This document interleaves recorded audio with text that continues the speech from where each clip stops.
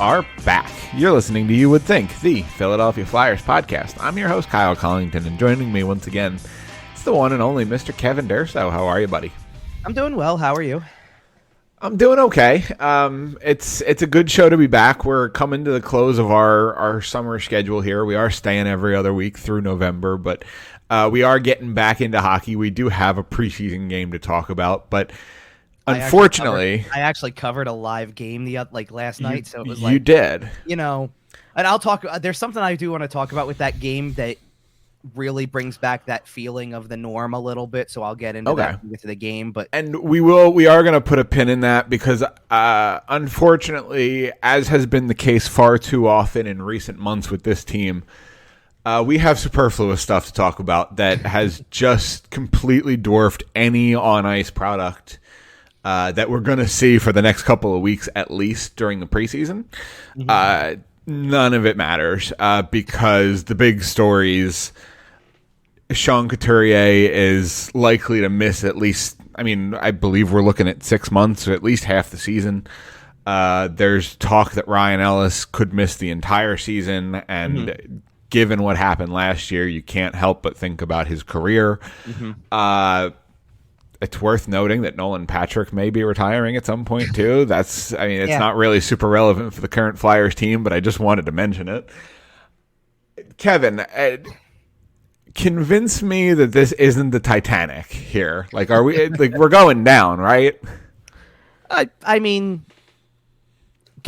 I really surprised by any of this? I said back in, I don't know, was it May or June, before they even had a coach, that the idea of this constant, well, we're going to get Sean Couturier back. We hope to have Ryan Ellis back. We hope for this.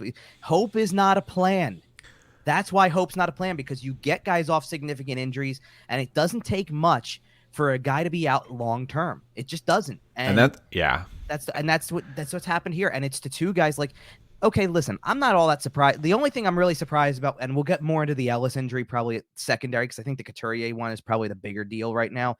The thing with the Ellis one is that we already knew he wasn't going to probably be ready to start the season on time. If nothing else, the biggest surprise with Ryan Ellis is how quickly they've already admitted he's expected to not play this season. Yeah. Rather than do last year, remember how last year it was, okay, listen, the thing happened in October.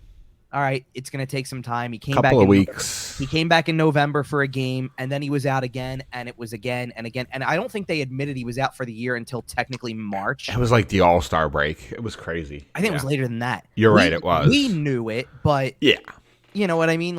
So the fact that they've already said that, that those words passed through the mouth of Chuck Fletcher and out to the public, is pretty substantial, to be honest, because they're not going, if nothing else, for all of the other things, if you want to sit there and complain about everything that they're trying to feed you with the media stuff, that's one thing that they didn't drag out, that they did not go into the season trying to sit there and tell you, well, give it a couple of weeks, we'll check up again and do this and that kind of thing. They're actually kind of doing that with the Couturier thing, which I get. Okay, we don't really know the significance yet. The idea is that it's probably very significant, but is that the most useless trade in NHL history? Think about how that trade panned out. Think about all the pieces involved. Nope, and I'll tell you why. Okay. Because everybody's looking for, because I saw it multiple times. It was a lose trade, right? Right. I saw it multiple times. It's not. There's a winner. Is it just Cody Glass? Is it Nashville? No. Well, it is Nashville, but it's not because of Cody Glass. So. Oh, is it because they got assets for Phil Myers? Yes, because they traded Phil Myers to get Ryan McDonough, who will be used this season, who will be in Nashville's top four. That is getting something. They've won the trade. That's fair. Vegas has a player who's not going to play this year. The Flyers have a player who's not going to play this year. Nashville's got a player who's definitely going to play this year and adds a veteran presence to that team. And by the way, since we've kind of touched on Nolan Patrick twice now, it is worth mentioning that there was apparently some speculation. This is from Elliot Friedman, 32 Thoughts. Apparently there was some speculation over the summer that Nolan Patrick was going to retire. And it was essentially kind of pointed out to him that he's got a contract and he can kind of get paid for a year and ride out the contract. But it seems at this point that there's a pretty decent likelihood that at the end of this contract, the end of this year, Nolan Patrick's hockey career will officially come to an end. And, given the fact that his age and it's injury related, it's sad to say, but Yeah, look. Do I feel bad for him? Absolutely, I do. You don't want to see a player who it astounds me that we go. This is basically his first season. He got drafted in the summer of 17 and started playing 17, 18. Yep, he walked right in. Yeah, this is only what would it be? It would be his sixth season, I believe. No, it would be his fifth, I guess, because he missed an entire year. So I guess that doesn't count towards your line experience. But still, okay, so within 6 years though, his entire playing career could be now he's going to miss a second full season, so he's still only going to have 4 under his belt. Crazy. It's just amazing how quickly everything went from clear-cut number 1 pick to nope, he wasn't the number 1 pick in his draft. After all, he was number 2. And he was supremely solid in the second half of his rookie year. Yeah, I would say so. Once he got his feet under him and figured out how to play at the professional level, he more than held his own as a bottom 6 center for the Flyers. He very much started off by he was on the path of Sean Couturier, in the sense that Couturier never put the offense together consistently for a long time, and that was okay. Because he was so good defensively that he still had a spot in the lineup. Couturier was, and Nolan Patrick was not near as good defensively as Couturier ever was. No, that's fair. But the idea is that Patrick seemed to always have that potential. When he would go out there and have those stretches, 4 goals over 5 games or something like that, right? That was what everybody knew he was capable of doing. Oh yeah, we saw the guy who was the consensus number 1 overall pick for almost 3 years leading up to his draft. Well, right, and then you saw that in very small spurts, and even the year he came back after missing the full season, that last year he played with the Flyers, he started out okay. Production was okay in the beginning, and then it just totally disappeared. Fell off a cliff. And that's where the problem lies. Do I feel that's why I say, do I feel bad for him from a human aspect? Absolutely, I do. This is a guy who only knows one thing, and he's been doing it his entire developmental years, and he's possibly going to be a retired NHL player at 24. Yeah. Now I hope that he has been smart with his money, because he hasn't had as long of a career as a lot of guys have to make it. I think the interesting thing is that a la Sam Morin here, I think he could have a job in Vegas because Kelly McCrimmon loves the guy. And the good thing for him is that he's a handsome son of a gun. He can get modeling jobs if he wants to. I mean, he's got the look, sure. He's 24. He's a good-looking kid. He's got the money to go get some really good headshots taken. Okay, so what's the defining feature there then that you're looking at? Is it the flow? It's the rosy cheeks. Come on. Is it? All right. See, for me, no. See, because I thought you were going to say possibly the flow, but for me, I'll be honest. I haven't seen him in 2 full years. I couldn't tell you what his hair looks like. He still got it. Okay. He still got the flow he had going 2 years ago. But to me, he came in and he's got these blue eyes that make you think Peter Forsberg. I'm telling you. Fair. He that's and that's why. But I'm serious about the developmental thing, the staying in Vegas, because he's got a great relationship with Kelly McCrimmon, to be able to potentially have a job. The Flyers have given Sam Morin a job. Sure. To work with prospects. Look, if nothing else, Moran's been put through the ringer in terms of how many times he had to try to come back, being kind of getting through that troubling and tough time with a smile kind of thing, having a good mentality about working hard. Yeah. There's nothing wrong with it. Nobody named him an assistant coach of the Lehigh Valley Phantoms. Well, here's the thing though. I'm tired of this organization doing favors for but we kind of quite frankly fringe guys. Yeah, but it's Ian LePerriere. In a true top to bottom clean out, he's gone. Probably, but quite frankly, and it's not going to happen. We both know it's not going to happen. But that's just the heart of the issue, right? We're talking about this injury issue, and we're talking about the fact that we don't know anything. And the fact that nothing's changed. There's been no improvement. There's been no... Oh, no, something has changed, because there's a bunch of new people. I know. But the more things change, the more they stay the same. And for some reason, I don't know what it is. You have access to some of the best doctors on planet Earth in the city of Philadelphia. People, I know. Doctors and people only wish they could get access. Right. University of Penn is literally world class in just about everything. Temple is world class. Everybody why can't we figure out that Nolan Patrick's head injury is concussion related for a year and a half? Why can't we figure out what's wrong with Ryan Ellis? Why can't we get Sean Couturier healthy? Why is Sam Moran hurt for 5 years straight? Okay, well, hold on. Sometimes that's not the doctors who do the actual repair work. Like if a player goes out and is weak in a certain area and nothing changes that because they've had so many debilitating injuries, like in Moran's case, whoever the team nutritionist is needs to go. I think they've already done stuff like that. They already did. Like they got a new strength and conditioning team. Like conditioning, that's the definition of conditioning, right? Not like to be able to stay and avoid the injuries. Yeah. So they've already done that stuff. They've already changed some of that stuff up. I don't know. Then what can you do? Well, you can change the routine potentially. Like you can try to do something different that maybe is better recommended. I don't know. Like, is the organization just cursed? Like, I assume if you fired, I've heard that a lot, and I think that's total. But here's the thing, though: if they've replaced the nutritionist team. And I assume when they did so, they didn't cheap out on the new guys. I assume they got a respected nutritionist. I assume they didn't just hire some guy off of Craigslist. And if it's still not working, then what are we supposed to do? Like, well, all right. So let me break this down in a different way for a second, because we've discussed Joel Farabee's injury already leading up to. We discussed Bobby Brink a little bit, and Bobby Brink is not in the same category as some of these guys, but tell me something that Joel Farabee, Sean Couturier, and Ryan Ellis have in common. None of them are going to start the season or anywhere near it. Okay, that's one part. Yeah, you got that part right. They all missed large chunks of last season as well. Okay, but what's the other thing they have in common right now? They're three of your best players. Okay, so what was Joel Farabee's injury, or what did he have done? It was it his groin? No, Farabee had that disc replacement surgery that Jack. Right. Okay. Which is kind of I guess it's classified as a neck injury, but it's a fairly major surgery, all things considered. It's qualified as a neck injury if we're being technical, but okay, fair enough. I'm surprised that wasn't bigger news, by the way. I guess. Yeah. Sean Couturier had a back surgery last season that ended his season, and now is supposedly going to be out again with another back injury. A bulging disc, I believe, is the rumor. I heard herniated disc, yes. Yeah, something with a disc in his back, and like he's 30, and by the way, the contract doesn't kick in. No, it is just kicking in now.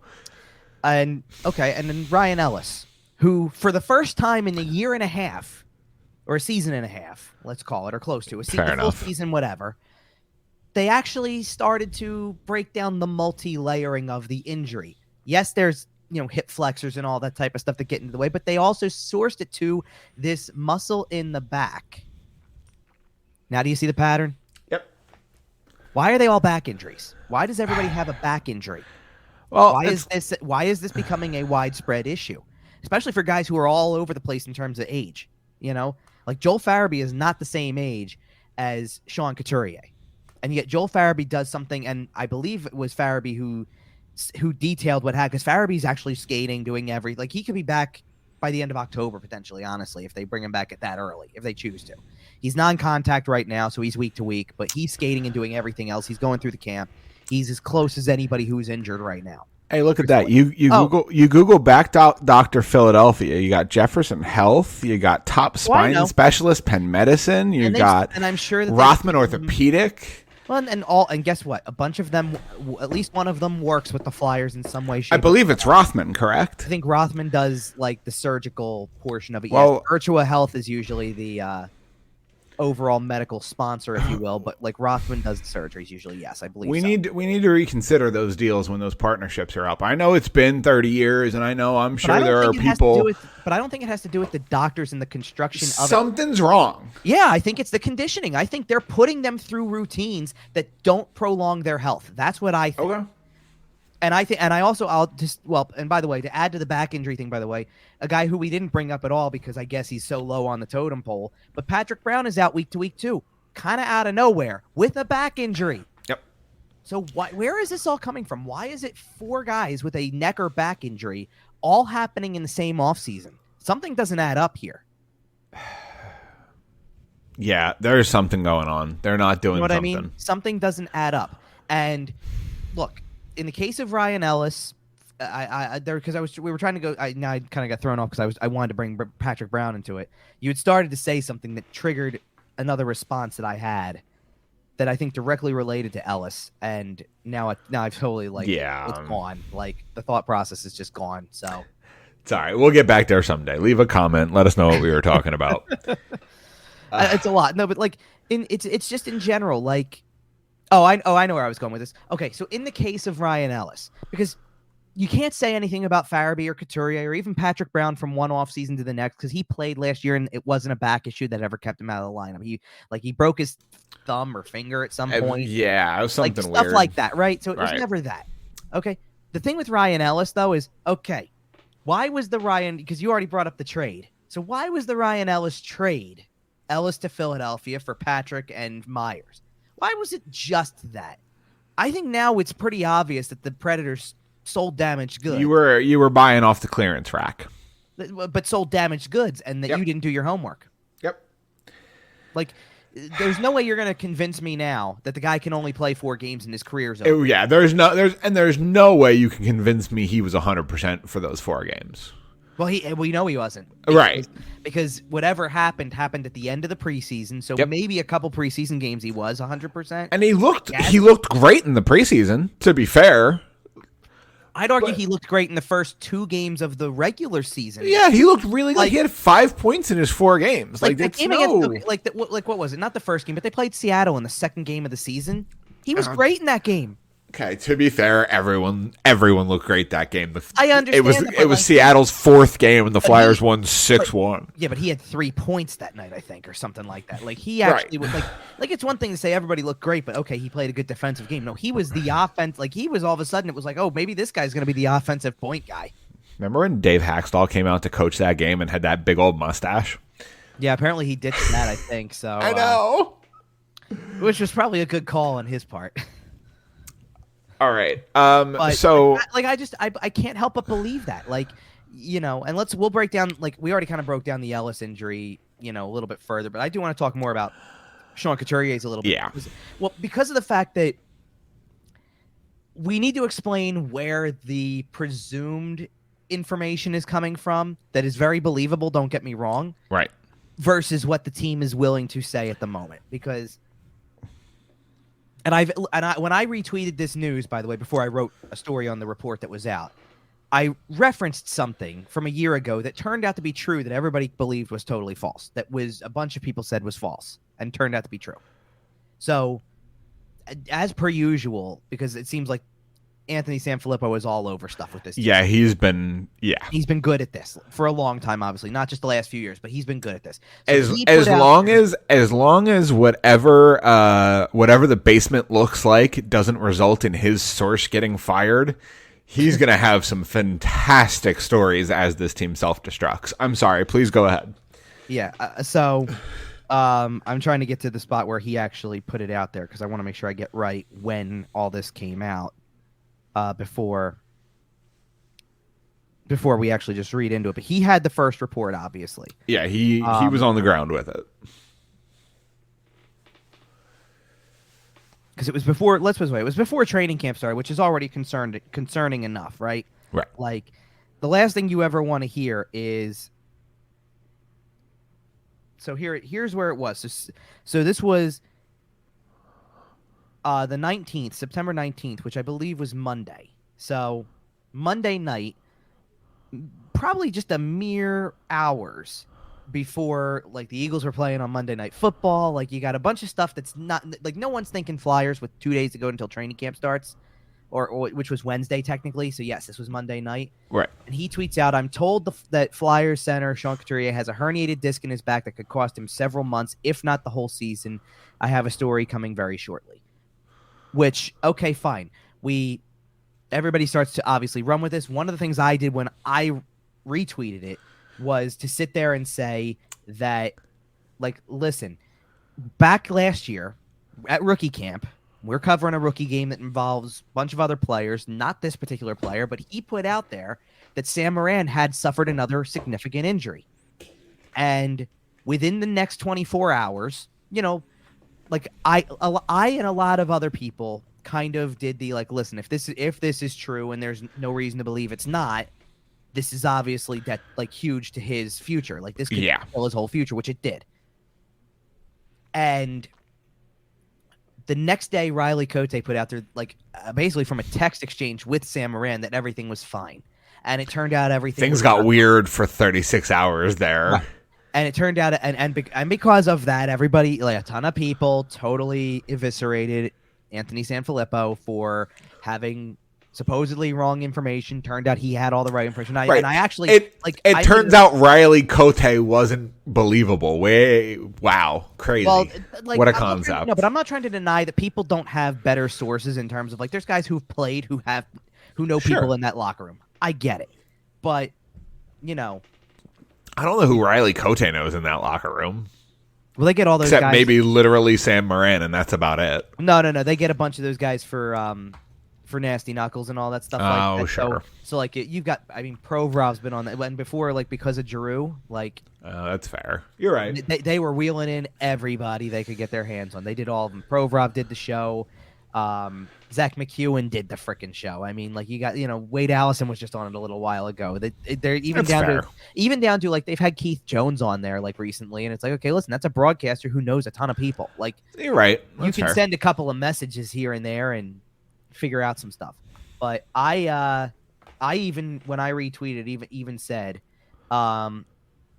nothing confirmed by the team yet on severity. But Anthony is usually on point with this type of stuff, and I threw in parentheses. He also had Sam Moran's injury prior to last year's training camp first. Right. So, like, do I believe that this is going to be the case? Absolutely, I believe it's going to be the case. To this point, for about 3 days now, because, obviously, this just sat in limbo for a little while. Right. And the best that they could do on day one of training camp was sit there and tell us that Couturier is week to week and getting a second opinion. That's the best we got so far. And for 3 days since, John Tortorella has been asked at his press conferences any update on Sean Couturier. Because and for what it's worth, by the way, because this quote was met with, like, I had people tweeting at me, like, is this for real or whatever? Because somebody, like, on day one of the questions Tortorella got asked was, how big of a loss is Sean Couturier? And his answer kind of was, I don't know, because I don't know what the team is yet. Right. And I understand how that in a vacuum sounds terrible. What he's trying to sit there and to listen to the whole clip of that answer, he goes on to talk about how, to me, nobody has a role. I don't know my top line center from my fourth line center yet because I'm going to put it together based on what I see. I'm not listening to other opinions. It's a clean slate with me, and everybody's got to build up their reputation. I don't care about draft pick. I don't care about stature. I don't care about any of it. And, right. He's going to put the best team on the ice. Right. Like, he didn't deny that Sean Couturier is not an important player. He never once denied that.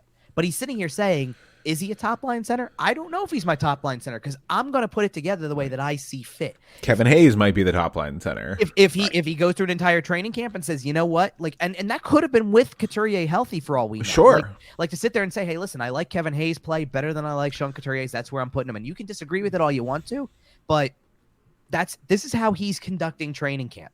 Every single player in there has a clean slate.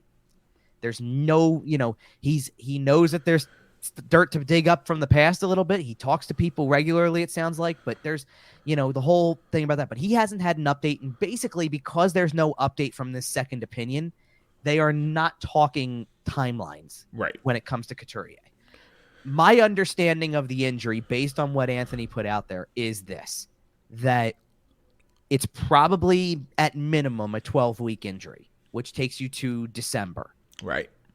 Once you get past that, that's where the unknowns come in, because it's recovery. Is there enough improvement to start a rehab? So when does he start skating? How long does he have to skate to get back into game shape? If he hasn't by then, like, he could start skating after 10 weeks and everybody goes, okay, now he's working his way back, and that's where it is. Right. We just don't know.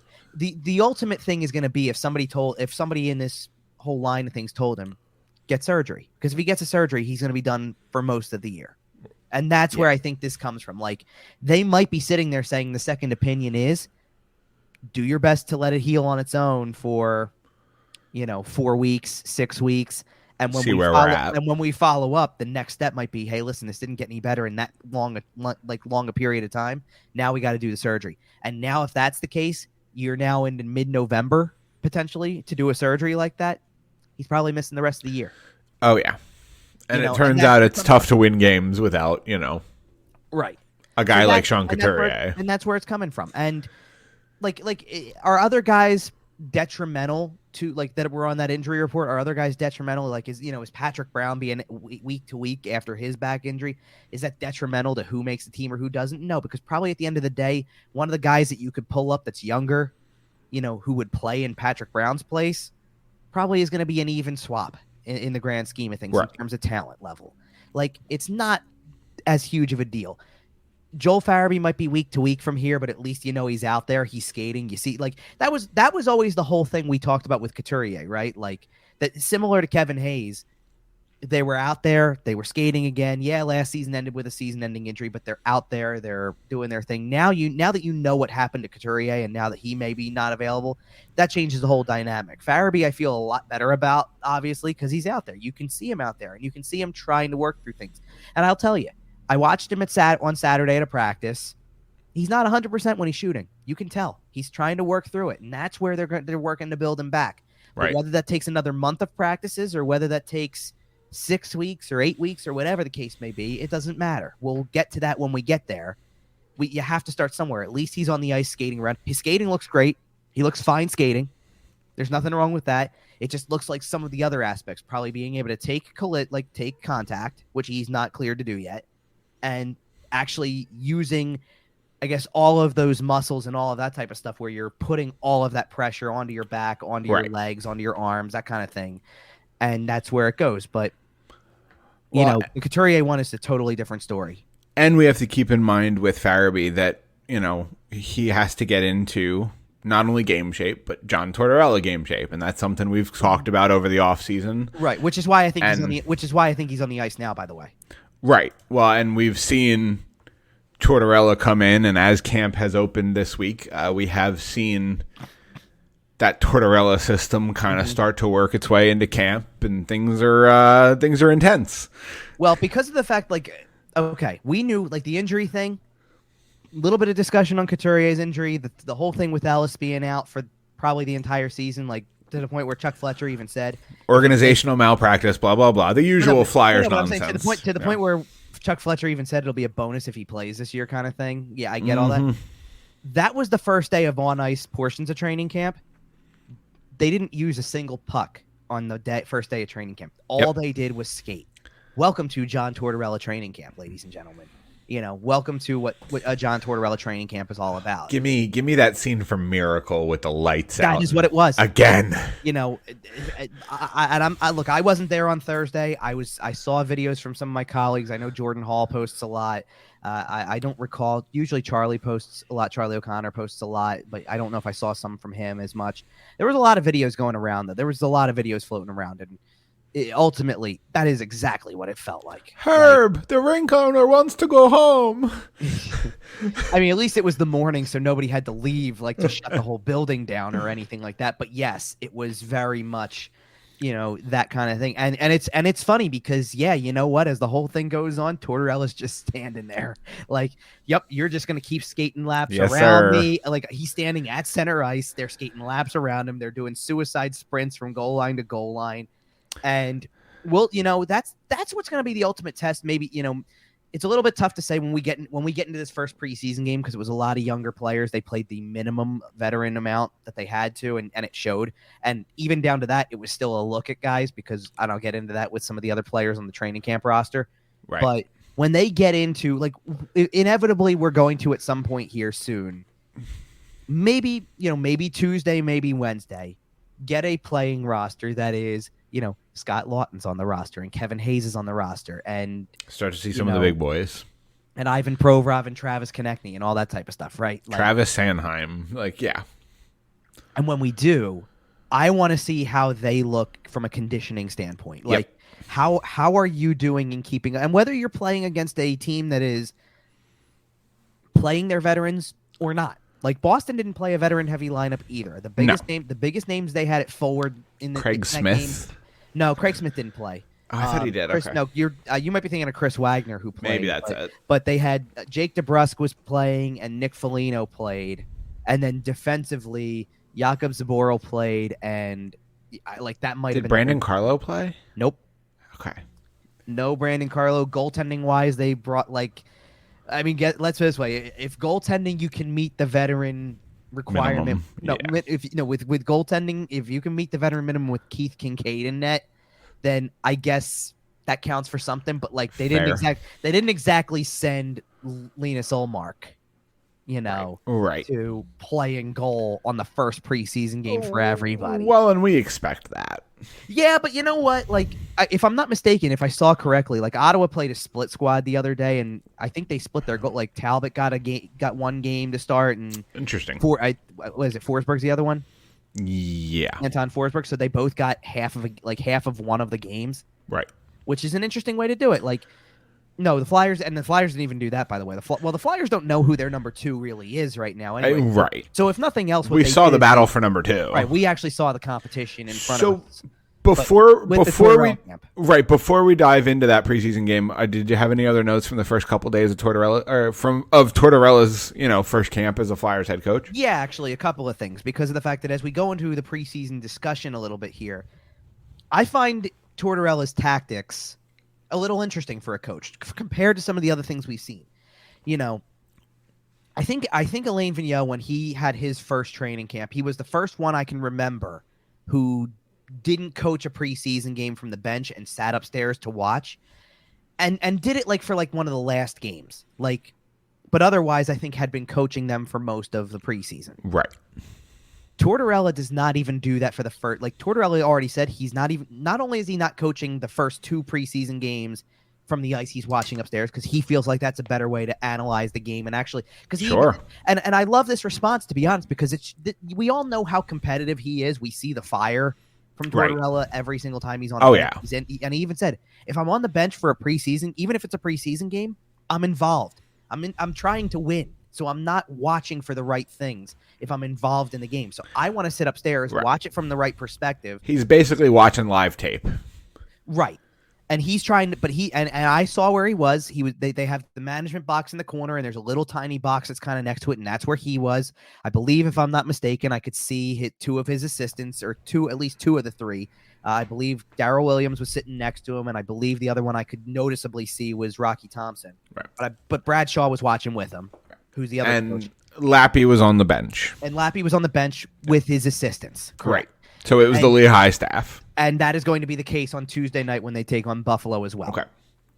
On Wednesday and next Saturday when they play Boston on the road to start a back-to-back on the road over the weekend, Tortorella will still not be on the bench. He's still going to watch from upstairs. He is going to send the other 3 assistants down to the bench to coach the game. So my guess is, and I believe that this is the case anyway, because Bradshaw is an associate. So Shaw gets the first, Tortorella, this is Tortorella's right-hand man. It was in Columbus, and it is now. Right. Everything is, Shawzy and I got to talk about this. Shawzy and I were just discussing this.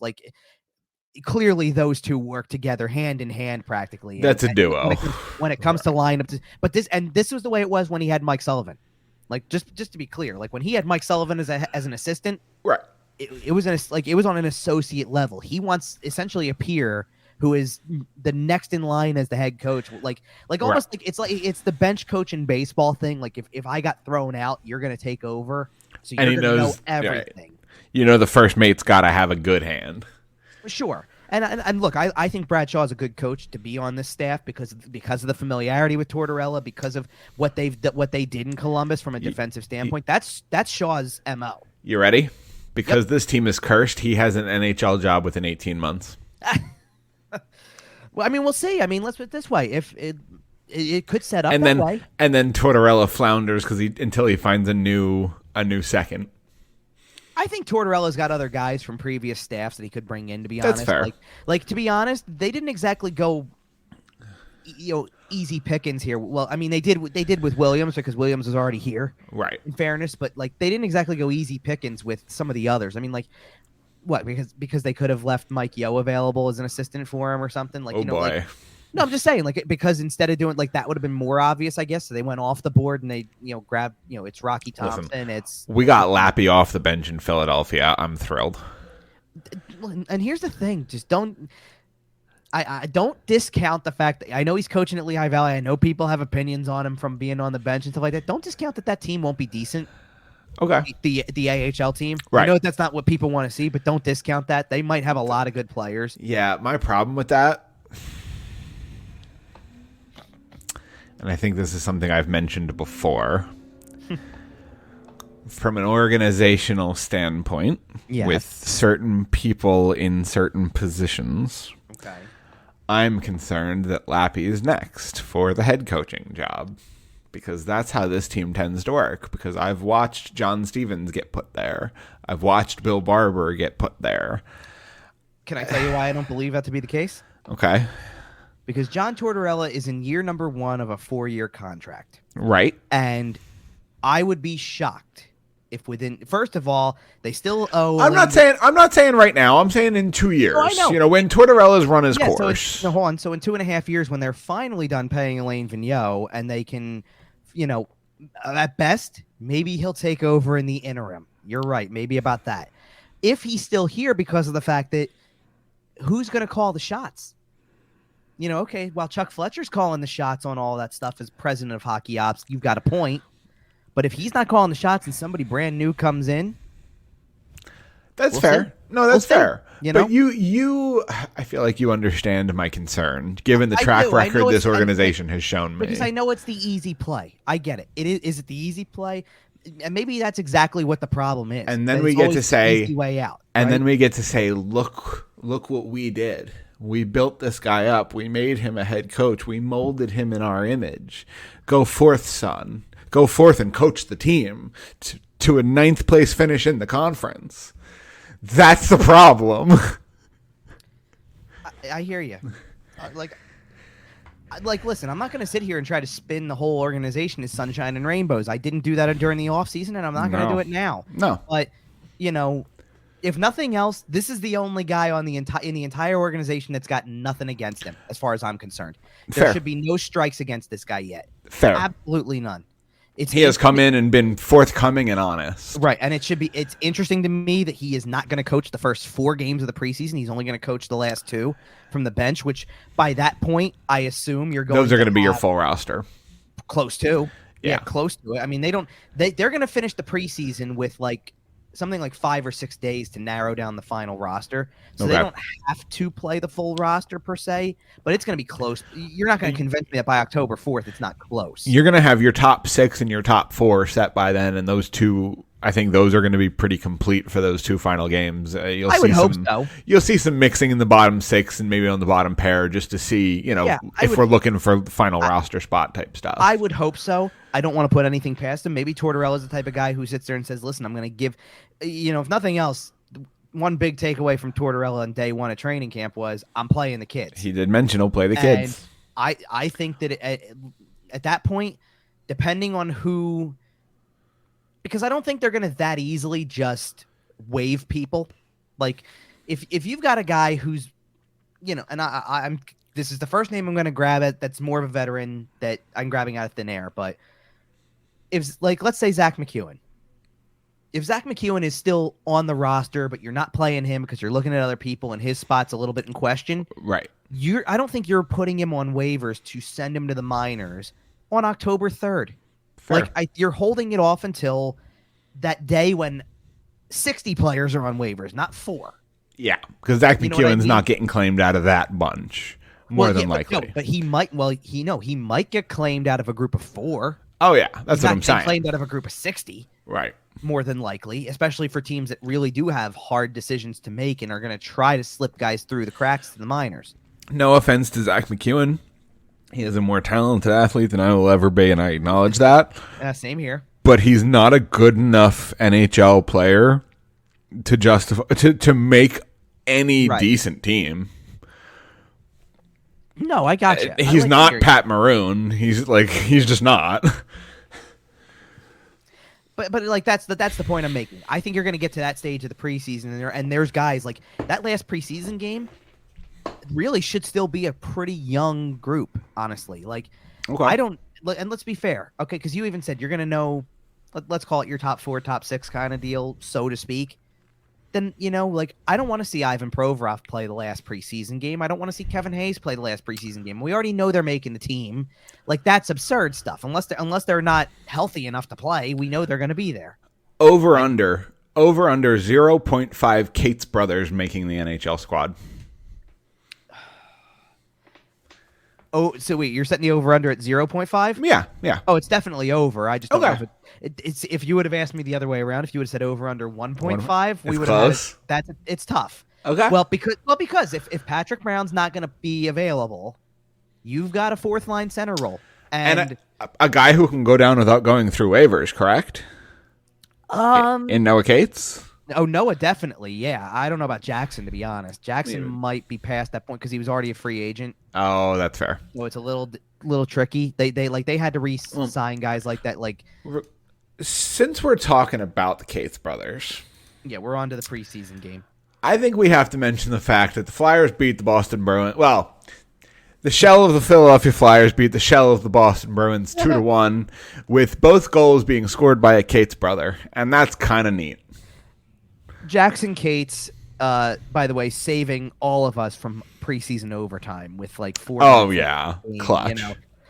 Well, I'm sorry, it was 7-10.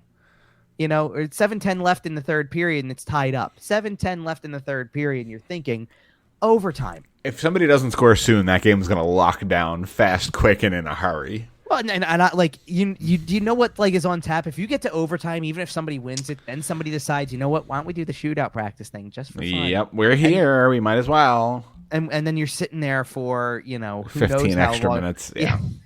Fans get up and leave. You're stuck there, but. But yeah, either way, all 5,000 of them there last night. Yeah, and it wasn't a great. There were a lot of kids there. The Flyers emerged victorious, and quite frankly, regardless of what happened in the rest of the game, Felix Sandstrom looked really good. Yeah, I would say. I think he was already kind of the front runner for the backup spot anyway. Right. This just. So far, I mean, he's going to appear in a few more games. Right. We're not putting that much stock into 30 minutes of preseason play. But in that 30 minutes, he was probably the best Flyer on the ice. Here's what was really interesting, because he finished with 17 saves. He faced pretty much everything, like in the first period. I think that if he had 17 saves, they had 16 shots in the first period. Boston did. So he faced one shot in the first half of the second period. They were pouring it on, including some sustained 5-on-3 time. Yeah, I mean, they didn't get a ton of pressure off it, but no, but like it was pretty quick, because you had 3 penalties right off the bat. That I think the only one of them got erased late. Like, Boston took a tripping penalty that put the Flyers on the power play with 5 seconds left in that last portion of the 5-on-3, which was now at that point a 5-on-4. But and then they had to kill off another one in the second half of the period too. So that was 4 Boston power plays essentially in the first period of that game. Yep. And Sandstrom looked fantastic. And that's exactly. And pressure's going to be down your end. And don't get me wrong, Boston had some chances in terms of, in the preseason, I love that the kids saw that much action, especially in the first period. I like that they honestly, and this is encouraging to me, because when I'm looking at groups that were playing together. And give me 1 second, because I'll pull up the line combos that were, because I believe they ran the same line combos from the morning skate at the game, because everything with that did go according to plan. Good. They were running lines that look like Phantoms lines to an extent, or at the very least the younger Flyer lines, if they're going to make it. Like just an example for you, like Morgan Frost played with Owen Tippett last night. Yeah, you know what? It was gross though. Seeing Nick Seeler with an A. Well, I hear you. I get it. How about seeing 2 guys who are on PTOs wearing an A? Yeah. Okay. Listen. So PTOs, you brought it up here. Yes, I did. When camp opened, the Philadelphia Flyers were joined by Antoine Roussel. It was Artem Anisimov, right? Yes, Artem Yeah. Anisimov and Antoine Roussel. And man, I'm going to be completely honest with our audience here. If you've been listening for a while, you know that I usually work during a lot of these games, and I didn't get to see a whole lot of it. From what I saw, Artem Anisimov looked friggin' terrible. Quite frankly. He looked slow. He looked old. He looked like he was in second gear while everyone else was cruising in fourth. Well, and actually, hold on a second, because in fairness, first of all, one thing he did do that was noticeable anyway, he absolutely drilled a player in the second period, I believe it was. A guy came around. I don't know which defenseman it was for Boston. I don't remember. Yeah. Like came around, kind of doing that, that wrap around the net, coming out, trying to build up speed to come out of the zone. Totally caught with his head down and just drilled him. Yeah. And that was probably his finest moment. He did in the second period block a shot off of his ankle that he left the ice for a little while, came back and finished the game, but as of Sunday was listed as day-to-day now. Right. So I think that contributed to some of the slowness you're talking about, that he blocked a shot right off his foot. It's not his back, so he'll be okay. I guess, but he was, my point is he was grinding for the rest of the game because he clearly had something going on. Right. I didn't think that anyone, I'll make this part quick. I didn't think any one defenseman stood out. Like Sealer and Connaughton, they were helping you meet the veteran minimum. But you weren't playing any of your defensemen that you want to, like, you weren't playing Provorov or Sanheim. Well, Cam York was playing. Yes, and I didn't think York was bad, to be honest. They had a kid next to well, I guess he's not as much of a kid as I thought because he's 26, but they had a guy, Louis Belpedio, who was playing. Tells you all you need to know. Who's apparently he has 4 NHL games to his total, by the way, so far to his name. So good for Louis. You'll never guess where he came from, by the way, or you'll never guess who drafted him. The New York Islanders. No, I don't know. Come on. Was it the Flyers? No, you know who. If it wasn't a Flyer draft pick, and it's Chuck Fletcher's team. Oh, so Minnesota drafted him. Yes. Got it. I had to do that. Yeah. But I didn't think, like, actually, believe it or not, if you're going to ask me who the best defenseman on the ice last night was, and he had a couple of bad moments, don't get me wrong. One of them was a delay of game penalty in the third period that didn't look very good. By the way, when does Chuck Fletcher trade for Matt Dumba? I don't know. It's going to happen. No, never because that's actually too talented of a player for him to acquire from Minnesota. LTIR. It's still not going to happen. He's coming. It's still not going to happen. He's going to overpay. He's going to grossly, absurdly overpay. He's going to give up the Connor Bedard pick, but he's not going to get the chance to do that. I don't buy it. But either way, all right. Back to the game. Yeah. I would actually say that probably the best defenseman they had on the ice, and he had some bad moments. Don't get me wrong, but he's a younger one. I would say Ronnie Attard was probably the best defenseman on the ice. Like Zamula blended in a lot for parts of it. Now he did get an assist on the game-winning goal by Jackson Cates, so I'll give him credit for that. But he had more moments where he blended in a little bit more. I mean, Zamula was definitely he had a play on a forward in the early part of the game where he was able to actually muscle him off a little bit and kind of break up a play on an entry, which that's good to see. You can see that he's bigger, but I don't know if he's there yet.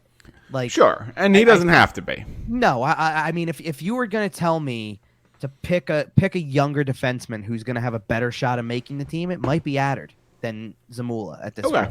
For the amount of time that Attard played last year, I can see them hoping that maybe he finds a little more, but he had a pretty awful sequence in the third period that led to a delay of game penalty because he couldn't clear the puck. He mishandled it twice, and then finally flipped it right up out of play and knew it, obviously, but it was just one of those. It was just a bad moment. Okay, so and skip we kind of already hinted at it. The one line was Anisimov with Max Willman and Hayden Hodgson. Hodgson did get in a fight, kind of had a borderline boarding penalty. Like he got called for boarding, obviously, but AJ Greer was the player who came in and decided to fight him, and he held his own in that, and that was, all right, that's some fireworks. Hodgson's a tough kid. Hodgson is a tough kid. You got to give him credit for that. Apparently, I didn't know this either, by the way. Apparently, Hayden Hodgson went through a Tortorella training camp, I guess, as either a prospect or interesting, as a in Columbus, as a camp invite or something in Columbus. Apparently, so he knew what to expect coming in, which does make a difference. Listen, one of those things. I feel like I'm always going to have a little attachment for Hayden Hodgson just because I was at his NHL debut. And then he scored a goal. And he had 2 points, goal, and an assist. Like, kid was on that night. And they won in a terrible season. In a game where nobody gave him a chance to win, and some guy who nobody knew from before came in and put up 2 points, and they won. Yeah, against a team that was heading to the playoffs and had some momentum going. Came pretty darn close to having a run. Yeah, sure did. St. Louis was probably, who knows? St. Louis might have been 5 seconds away from a Game 7, essentially, potentially. Craziness. It was offsides, but whatever. All right. Let's keep going. Yeah. Any other notes from this game? Because so I'm going through the forward lines now. To be honest, Willman just blended in, and Isamov we've already talked about. The Cates brothers were really good. I don't really recall them having dominant stretches at 5-on-5. Actually, by the end of the game, I think that because I don't recall, and I think I think the reason is because they had just had a power play moments before, so the lines were all jumbled by that point. So Jackson was not on the ice with his brother when that goal was scored. When typically throughout the game at 5-on-5, he did play with him. Are there any brothers currently playing together in the NHL?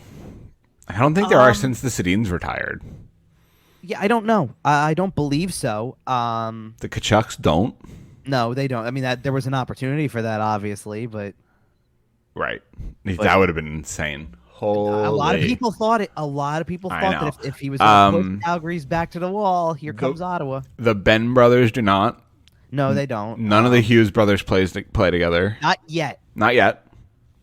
It is lined up, though. Yeah, we'll see. No, it's lined up. I know. One team has 2 of their rights. Right. It'll probably happen in a preseason game sooner rather than later. Yeah. Well, the kid's got to get out of college first. That's fair. You're right. He's got to get out of college. But I think that's it currently. Yeah, probably. Okay. And let's put it this way. You just asked the over-under on Hughes brothers making the squad. Oh, no, Cates brothers making the squad. Cates brothers making the squad. Yeah. Noah's making this team. Okay. Noah's absolutely 1,000% making this team. Ian LaPerriere said after the game that he's a coach's dream because he does all the he's good in all areas. He's extremely coachable in terms of what you getting him to capitalize and do what you want him to do, kind of thing. And I think that for a coach like Tortorella, you have to be that level. This guy's going to be a sponge. Yep. Right. And you need to be that kind of guy. And I think that you can just see, he seems like he's always alert to the play. I don't catch lazy moments from him. He seems like if you say jump, he says how high kind of guy. Yeah. And his goal, Noah's goal was very, look, is it fortuitous a little bit? Being in the right place at the right time? Sure it is, because Morgan Frost made one of those plays where it's no look, here it comes. You better be ready for it, because if you're not, then we're not scoring a goal here. And he was ready for it. So he buried it. It was a 5-on-3. And it's a 5-on-3. So, okay, in a 5-on-3, does Frost have a little bit more room to be creative like that? They don't ask how, they ask how many. No, I know, but that's what I'm saying. In a 5-on-3, does Frost have a little more room to play like that? Sure he does. And absolutely. That's, if Morgan Frost can give you more of that consistently, then sure. You know what his best play of the game was? He iced the puck with 16 seconds left in the game, and then blocked a shot with 5 seconds left. Yep. And by that point, the backup in the backup competition, I guess, or however you want to look at it, was in goal. Troy Grosenick. Yeah. Came right out to the didn't even stay in the crease to take let's do the end of game congrats stuff. Right. Came right out to him and was patting him on the back, kid. Thank you, for stepping in the way of that, because it was a big deal. It was a good shot. Yeah. Oh, it was a heavy shot, and he went down in a heap from it, but it got the job done. And that's the type of stuff I guarantee you John Tortorella loved every second of a supposed skill guy getting into a dirty area and blocking a shot. I imagine John Tortorella, if you're watching on our YouTube channel, I imagine he did one of these. Yeah, he points and goes, I like the kid. Yeah. I'm not trying to burst your bubble with this one at all, but I looked down a couple times to see if there was, especially after penalties, just to look. he is emotionless up there. I believe that. He was very stoic just watching the game. I don't, because I don't think he put any expectations on it. If he's on the bench, he's and it's listen, the first preseason game. And LePerriere said something to this extent after the game too, because look, I totally agreed with Ian LePerriere on this because I felt the same way with it. Every penalty they took in the first period was a penalty. I mean, maybe you can argue. Oh, yeah. You can argue the fourth power play that Boston got, which I'll get into in a second, but the first 3 penalties were all stick infractions, and they were all legit penalties. And that, that was the youth of the lineup a little bit. Sure, and it's the first real game, and the refs are calling it for real, and, you look at the guys who were going to the penalty box, and you're sitting there I know Anisimov took a penalty at one point in time, and he's more of a veteran guy, but, Tyson Forrester took a slashing penalty, and you're like, yeah, kid, you're going to learn. Right. You're going to have to learn. They're going to call that at the NHL level. Right. What's going to fly and what doesn't. I'm trying to look at some of the other guys who took penalties. Tanner Lisinski. Yeah, it's going to happen sometimes. Guys of that level who don't have a ton of NHL experience are going to take penalties. And by the way, just for some fun here. Okay, when you were watching or trying to watch anyway, what portions of it you could. Were you watching any portion of, I guess, the Flyer? You were watching the Flyer broadcast, right? No, I was actually watching the Jack Edwards broadcast. Oh, you were on Nesson. Okay. Yes. Interesting, because I was curious as to how Jim Jackson did with one player's name in particular. Let's put it this way. I was sailing the high seas as a mighty pirate. Yes, I hear you. Hear me out though. So this is a funny story from practice on Saturday morning. There was one player's name in particular that might have caused Jim Jackson some trouble on the local broadcast here, because how would you say, if I asked you to read off Lixel's name in full, how would you pronounce this? Probably Ollie Lixel. Okay, a lot of people are saying saying Lixel. Well, no, Lixel. Oli. Okay, I said Oli too, kind of like Ole, a little cross between Ole Jokinen and Ole Christian Tollefson or whatever. Right. They came out and told us, the PR team, the great PR team that the Flyers have, came out and told us that Lixel himself gave a pronunciation of his first name, and it is not Ollie, and it is not Ole. Is it Erle? Apparently it's like Ula. Erle? Ula. Yeah. So I was curious as to how it sounded on the broadcast, because by the way, he took a penalty. That's why we're bringing him up.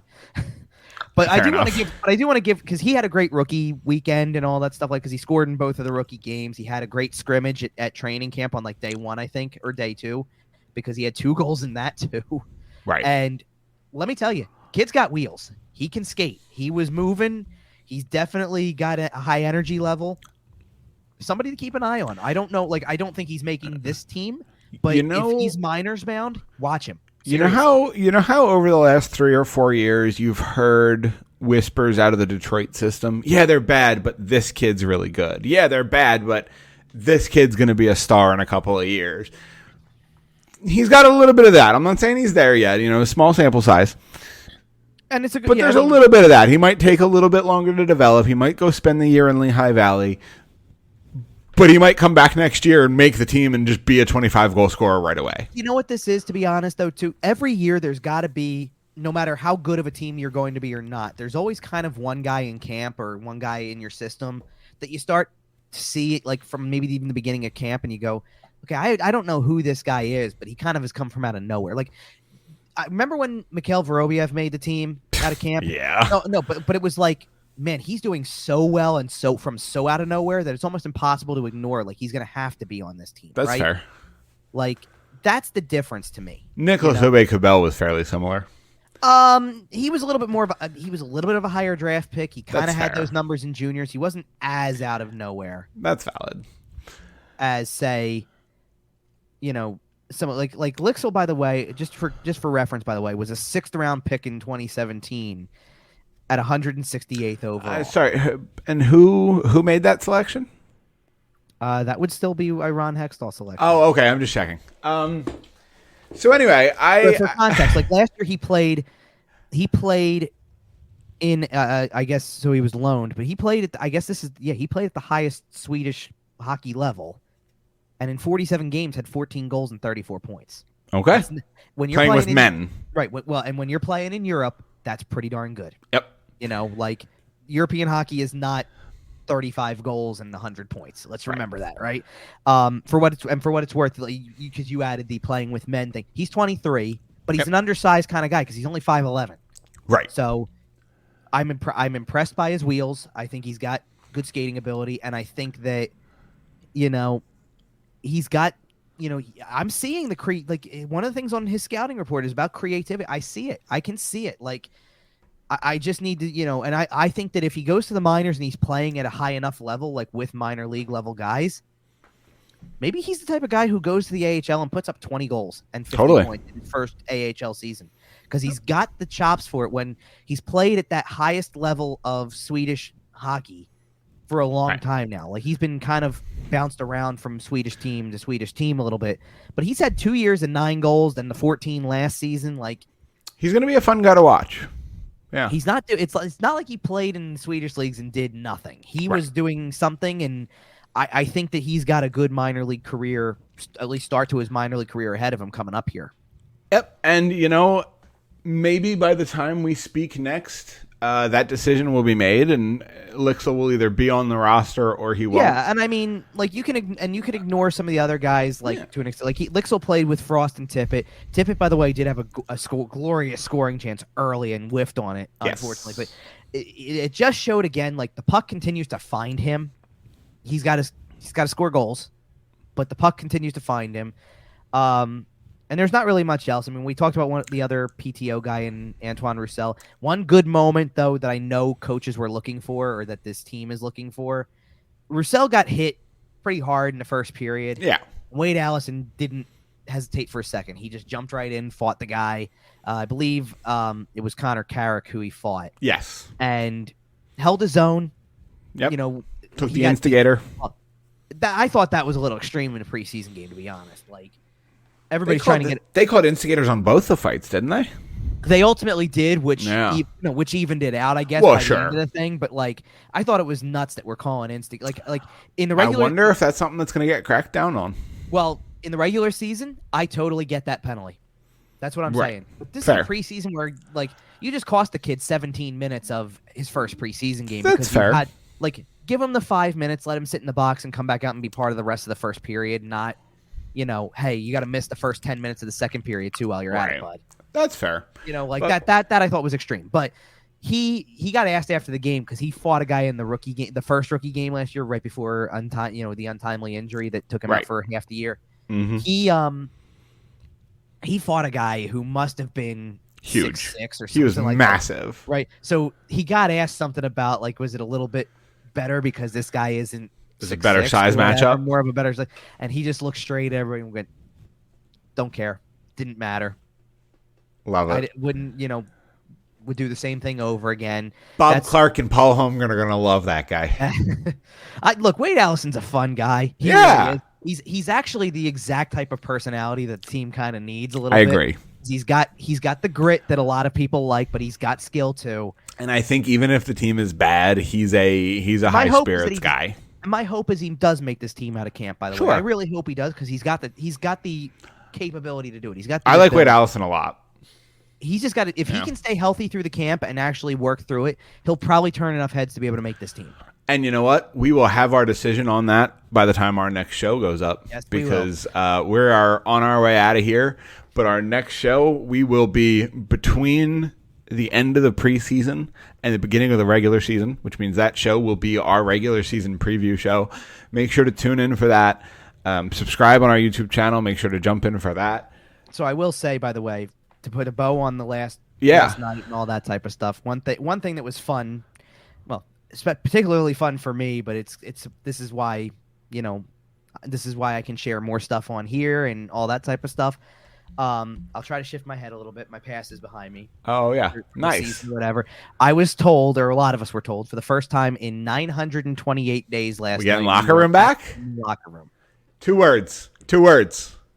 Scrum lurkers, baby. Oh, that's how I told a buddy of mine about the fact that we got that email and literally said, "Get ready for scrum lurkers." Scrum lurkers, baby. Get ready for scrum lurkers. We're back. And it was it was very surreal because it was unique. We hadn't done that in a long time, obviously. Last year wasn't bad. I don't like last year wasn't bad with the press room stuff. The Zoom call stuff gets tired after a while. Were you in there last night, or is it just for the regular season? No, last night. Nice. That's why I said we were told it was the first time that the media was in the locker room in 928 days. Also, ironically, the first time since a game against the Boston Bruins. The last game that we were in the locker room was in March of 2020. Okay. After a loss to the Bruins that snapped. Remember the loss that snapped the 9-game winning streak that they were on. They were the hottest team in the NHL. Yep. I And it was a close game, by the way. I think Boston scored late to eventually make it 2-0. But we're not going down that rabbit hole. No. So, but yeah, I don't know who kept count or decided to count how many days that was. But you can ask Siri. Hey, how many days has it been since? But that's pretty surreal that it was like, hey, we're back to doing this again. It was interesting. So, and for what it's worth, like at training camp, they're not opening the room yet because of how many players are there, but they will be once the roster gets filtered down. I think once the first cuts are done, once they cut it by half, they'll probably do it. Right. But yeah, like everything is very much back to normal. Yep. And speaking of back to normal, we'll be back in 2 weeks, just like normal. So until then, follow us everywhere: Facebook, Instagram, Podbean, iTunes, Google Podcasts, Spotify, SportsTalkPhilly.com. Follow the podcast at YWT Podcast. Follow Kevin at Kevin_Durso. Hit us up everywhere. Leave a comment. Leave a 5-star review on iTunes. It's been a while since I mentioned that one. And you know what? Let's go for likes on this video. If you're still here, at the end of this show on YouTube, hit the like button. It helps us out. And until then, smash the like button. Absolutely, brother. Subscribe, ring the bell for notifications. All right, we'll be back in 2 weeks. We'll have regular season hockey coming right up shortly thereafter. And until then, we'll see you.